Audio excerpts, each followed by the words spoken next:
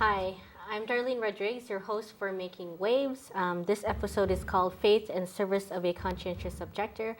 I have a very special guest, Logan Mail-Laturi, who has been on our show before speaking about veterans issues. Before we start and welcome Logan, I'm going to read his bio for you and show some pictures by J.B. Moffett on a recent trip that Logan took to Iraq. Logan Mail-Laturi spent over 6 years in the U.S. Army at Fort Bragg, North Carolina, and Schofield Barracks, Hawaii, as an artillery forward observer. After a 14-month combat deployment in support of Operation Iraqi Freedom in 2004, he applied to return to Iraq unarmed as a non-combatant conscientious objector. His request was passed over, and he was honorably discharged in November of 2006.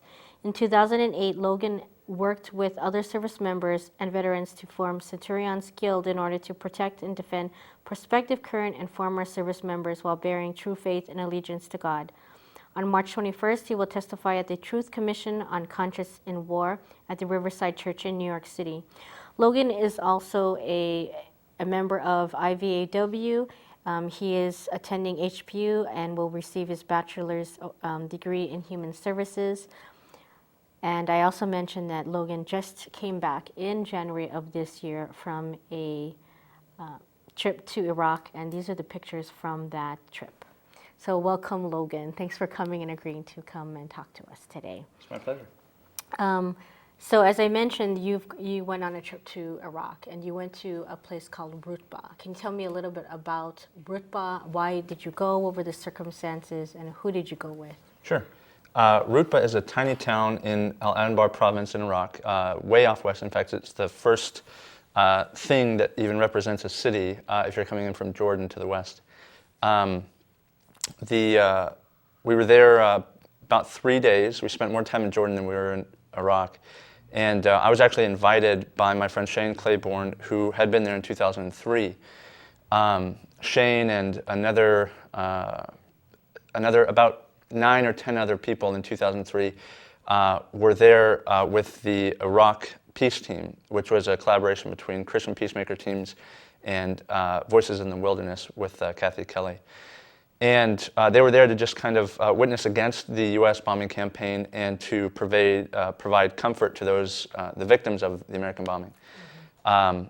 They were evicted by Saddam's Interior Ministry, and on their way out, something along the way on the road popped a tire or something. They flipped, and the rear vehicle, in the rear vehicle, 3 people sustained injuries, including Shane.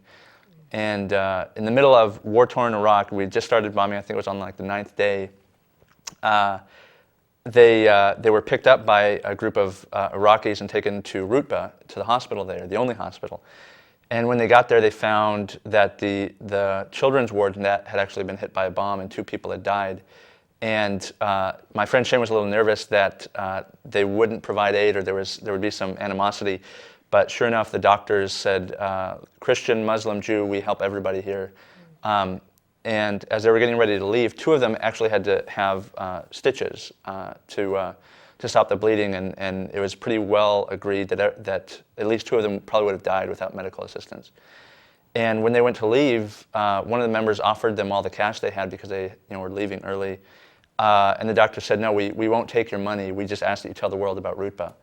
And so that was the origin of the Gospel of Rutba. Shane and another friend of mine, Jonathan Wilson Hartgrove, went back and wrote many books. I think they each have at least 4 or 5 books to their name now, I think. And in each one that I've read, they mention in some way Rutba. And they just felt compelled to have a reunion. And somebody was interested in writing a book about the Gospel of Rutba, the Christians, Muslims, and the Good Samaritan story in Iraq about the event in '03. Right.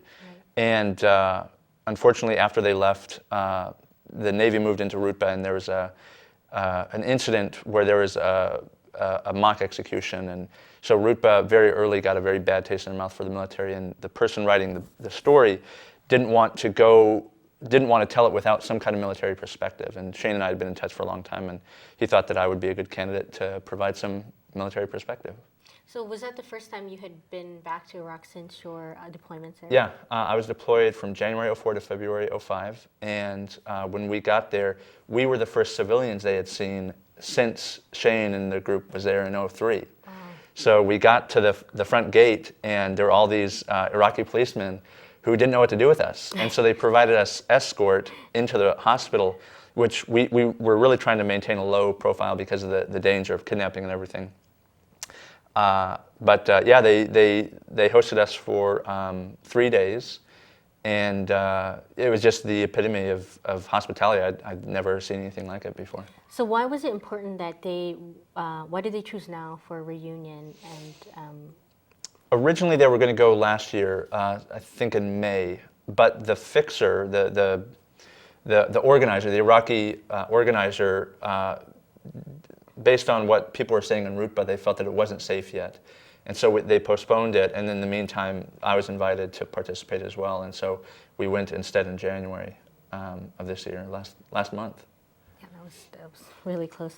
I know that they asked you to come and bring a military perspective, but what were you hoping to get out of this trip? I didn't know what to expect. I was just really grateful to be a part of it. For some time, I'd felt kind of drawn to return to Iraq. Mm-hmm. And this isn't totally uncommon with combat veterans. I know a lot of Vietnam veterans went back. And I can't really put my finger on why or anything, so I just kind of went on faith. And I knew that my history would be a liability. You know, if someone who didn't have the greatest intentions knows that a former soldier is there, we would be in danger of being kidnapped. But also because of the emotions that run so deeply with any occupation, I was well aware that people would be very hesitant to really fully be there in that kind of circumstance. And I'm speaking probably both for Americans and Iraqis. But about a day before we went in, I was told that it was not a good idea to share my history, or not to be open about why I was there and everything. So I ended up kind of being a fly on the wall, which is probably for the best, because it enabled me to really listen to the very real human perspectives on what was going on, and the reverberations of something that I was very personally and directly complicit in. Right. So it was an experience. So what would you say would be the conditions of people living in Rupa right now, and in terms of the occupation and hopefully eventual pullout of U.S. forces? What is the day-to-day life like for them? For the most part, Rutba might be an exceptional story. I don't know for sure. We didn't hear any gunshots. We didn't hear any explosions while we were there. Townspeople had said that they were one of the safer cities because of their isolation, because they're non-sectarian. They just had a better sentiment, I guess, for whatever reason. But when I went, one of the things I was listening for, because I've been trying to inform myself politically, and a lot of the people that I've been reading and following, mostly religious circles, have said, well, it was unjust to occupy, but now that we're there, we've incurred moral obligation on ourselves to rebuild. And that makes sense. When I got there, one of the recurring themes was that every single individual Iraqi civilian that I spoke with said immediate withdrawal. And it wasn't easy for me to swallow because of a lot of different things. I didn't know what to do with it. I mean, I myself feel like, okay, what happens in that vacuum, et cetera, but regardless, that's what everybody was saying. The second piece of it was that they mentioned, and I kind of had a hint of this when I was kind of going through my CO process in 2006, but they said everybody that we have put in power, and I worked with the governor of Najaf when I was there in August of '04, and he came from Detroit. I mean, he didn't even have an accent that I remember. And these people who are sheikhs, who are, they don't have the money to leave the country when going gets rough. And they said the people who are in power now, their bodies might be in Iraq, but their minds and hearts and wallets are in America. And we, no matter how hard we try, we can't totally put our trust in that. And so I did some reading before I went out, and one book I read was William Polk's Understanding Iraq. He's a Harvard professor, I think. And he said one of the major problems is not just that we dissolved the army. One of the most legitimate, structured, armies in the Middle East, but also that we did everything from the top down. And if you look at our own story, we did stuff from the bottom up. Boston Tea Party and stuff like that. So that's something that worries me. But it was really good to hear that from the mouths of the people who really stand to gain and lose the most with our failure or with our success. What do you think is, if you were to say, the most important things that you would hope people would get from hearing about this Gospel of Rutbah and the story of what happened there, of being helped by people under the circumstances of war, the enemy in some way? One thing that really was refreshing to hear, and this was kind of a perspective challenge to me. When we got there, the whole idea of the trip, or from certain perspectives, I'm certainly just speaking of my own understanding of why everybody went, but one of the things was that this is such an incredible event. They get hurt, they're Americans, their government is bombing them, and yet they give them free medical care, right? I mean, that itself is just incredible. And everybody we talked to, again, said, that's normal. We just do that. And so it was kind of ironic. I tried to chuckle outside of everybody's earshot.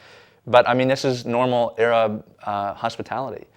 And it reminds me, just to kind of drive it home for myself, when I was in Iraq in Samarra, Operation Baton Rouge in October of 2004, very real kind of combat situation, everything I thought it would be from the movies and everything, good and bad. We get to the hospital in Samarra, and there wasn't any gunfire or anything, but we vacated it in order to allow the Iraqi army with the special forces to go in and practice taking something by force. And so we had to find somewhere to stay, and we relatively politely knocked on someone's courtyard door in Samarra, right across the street from the hospital, and said, we need to use your house for a couple hours. And this very small family, I think it was the parents and maybe 3 kids. It was a pretty small family, if I remember right. And so in the face of this operation, with gunfire, Bradley tanks and everything, what do they do but bring us tea? I can't even put that in in framework that I could understand as an American. If someone were occupying my country, I can't imagine that I would bring their occupying forces tea or like a Starbucks or something. But that's what they did. That's so second nature. So, how does that inform your understanding? Well, it informs your understanding of Iraq, but how did it, or has that had a formation on why then you became a conscientious objector? Well, one of the big reasons that kind of nothing happens overnight, I don't think. And for me, my CO, one of the deepest pains that I have for my whole process, even though I did essentially say, look, I can't do this, it took me a long time to get there. The first moment where that kind of, someone kind of grabbed a snowball and chucked it, right, was when I was sharing a Connex, which is what we lived in Kirkuk at least, in Iraq. Our platoon interpreter, Case, needed a place to sleep. And we had an uneven number of people in the platoon. And the platoon sergeant asked, who wants to stay with the interpreter? And nobody raised their hand. Wow. And I'm just guessing, but it seemed as though it's great that we're friends, but I don't trust you. Right. I've got my weapon that I leave on my bed, and who knows what you can do with it. Right. And so I volunteered. And we would come and go on missions, but that was our kind of home base for he and I. Through conversations we had at night, I remember asking him just about regular stuff. He was an engineer. He got his degree from Mosul University. He was a carpenter for the Americans for a little while. Then he was an interpreter. His family had to move and had to tell everybody that he was dead because he would be a collaborator. That was the first moment where I was like, there's enemies on both sides of the gun. And we'll get into it more later, but in the second installment, But when I go to the Truth Commission next month, I'll be sitting on a panel with Joshua Castile, who's, when I went to the National Cathedral on the 5th anniversary of the war, I read something of his that he had written as part of like the introductory liturgy. And he, the first time, I think it was one of the first, if not the first time he goes outside the wire, he finds himself aiming at an 8-year-old boy. And he looks through his scopes and he sees this 8-year-old boy. And immediately he's like, there's something wrong with that. I spent 14 months and I never got it. It took me my entire deployment and 8 or 9 months afterwards to realize there's something wrong going on. So I know that there's some pictures that your friend Jamie Moffat took of Rutba and the people there. I was wondering if you had any words about what you see about these pictures. You've seen them, I know. What would you say about them? What do they teach us about your experience? Jamie went as another kind of fly on the wall. He actually got video footage, and we're doing some fundraising. Hopefully it'll pan out. But we're trying to create a documentary alongside this book that's being written, The Gospel of Rutba. And so for me, it was kind of a struggle. Part of me didn't want him to go, because I think that having cameras present at such a deeply intimate, emotional kind of period almost threatens to violate it in some way. Mm-hmm. But I think he did a really good job, A, in staying out of the way, but recording very real people. Mm-hmm. So what were you, I mean, there's a great shot of you. It looks like, is that where you're leaving to go into Iraq or leaving Iraq? We're coming into Iraq, if you can tell by the smile on my face, kind of. Yeah, we had, so crossing the border is kind of a story in itself. It took us forever to get our visas. We had applied early through DC. The Iraqi ambassador to the US, to the UN, both were working with us. We had sent in our visas, our applications 2 months ahead of time, and nothing happened. When we get to Jordan, we went through the Jordanian embassy. So no Americans involved in that process. And their speculation was like, look, somebody just doesn't want you to go. Mm-hmm. And I kind of laughed off. I don't know if I'm into that kind of conspiratorial kind of. But anyway, regardless, we finally get our visas after a meeting with our Jordanian ambassador, or Iraqi ambassador to Jordan. Mm-hmm. And so we had his signature on our visas and everything. There's shouldn't be any Americans involved jurisdictionally because we're going from Jordan to Iraq. Right. Legality, there's nothing going on. We get to the border, and in no man's land, we're stopped by a patrol of 2 American Humvees. Right. And this captain who was there said, look, the American embassy has demanded that they know everybody that goes in who is American. And they're holding up the process, which is totally understandable. But I thought to myself, you don't have any jurisdiction. I mean, certainly it's an occupied country, but we're also kind of out of the other side of our mouths saying that, they're their own sovereign nation, and we're just here to provide stability. And eventually we got through. But something that the American officer said, the captain, and so I mentioned earlier, we didn't want big fanfare because that kind of heightens our, we don't want to be those Americans who are coming in and saving the day or whatever. Right. And he offered to provide Humvees all the way into Rutba. Oh. And under our breath, everybody was kind of chuckling, like, he just doesn't get it, like, that's worse. Right.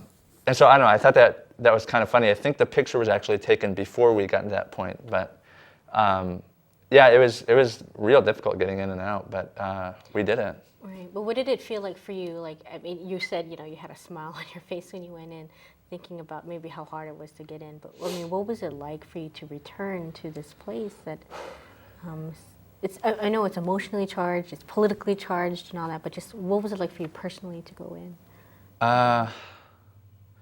Well, I suppose I might take up the entire rest of the time, but okay.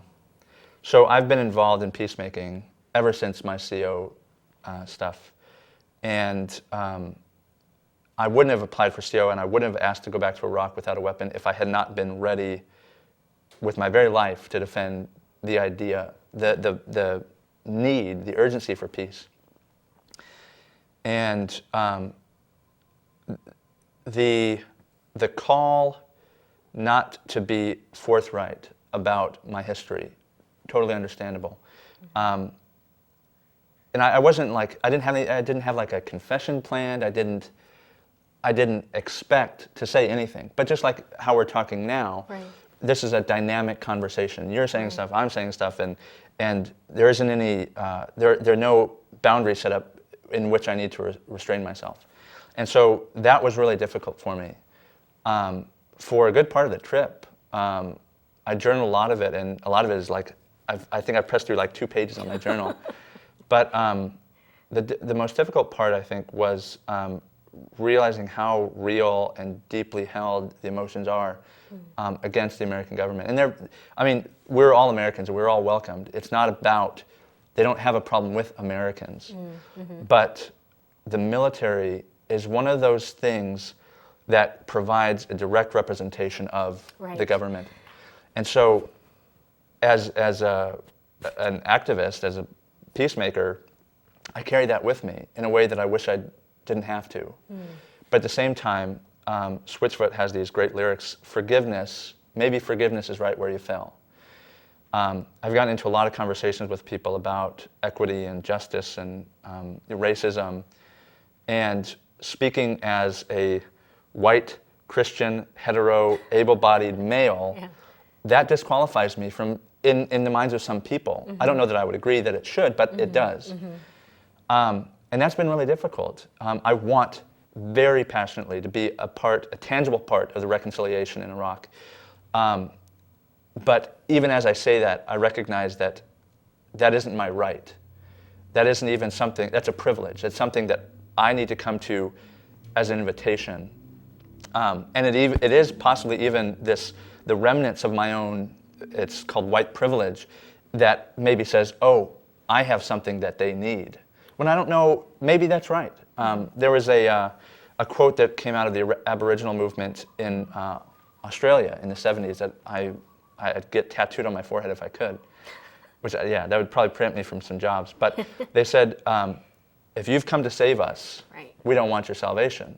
But if you've come because your liberation is tied up in ours, then work with us. And that really made me, I read that going into, after I'd gotten out, I was living in Camden, which at the time was the most violent city in the US. And it reminded me, A, that it's not about salvation. People aren't going to save one another. They need to help us. They need to help the human family kind of come out of its own kind of funk, I guess.